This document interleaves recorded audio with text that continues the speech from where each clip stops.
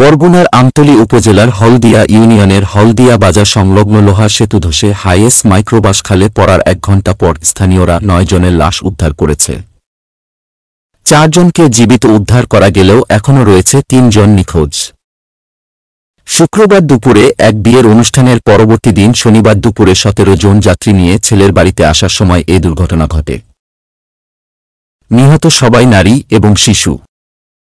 এ ঘটনায় এলাকা জুড়ে শোকের ছায়া নেমে আসে। নিহত 9 জনের 7 জন শিবচর মাদুরীপুরের বাসিন্দা এবং 2 জন স্থানীয় গুরুদল গ্রামের। দুর্ঘটনার পর খবর পেয়ে আমতলী উপজেলা ফায়ার সার্ভিস ও পুলিশ উদ্ধার কাজে অংশ নেয়। আবহাওয়া এবং মুষলধারে বৃষ্টির কারণে উদ্ধার কাজ কিছুটা বিলম্ব হয়।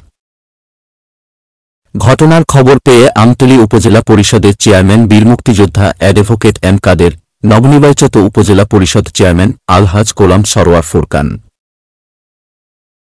ভাইস চেয়ারম্যান মোয়াজ্জেম হোসেন খান, মহিলা ভাইস চেয়ারম্যান জেসিকা তারতিলা জ্যোতি, সহকারী কমিশনার ভূমি তাওরেক হাসান, আমতলী থানার ভারপ্রাপ্ত কর্মকর্তা কাজী সাখিয়াত হোসেন তপু, তদন্ত আমির হোসেন সেরনিয়াবাদ, ইউপি চেয়ারম্যান আখতারুজ্জামান বাদল খান, আসাদুজ্জামান মিন্টু মল্লিক ঘটনাস্থলে থেকে উদ্ধার কাজ তদারকি করেন।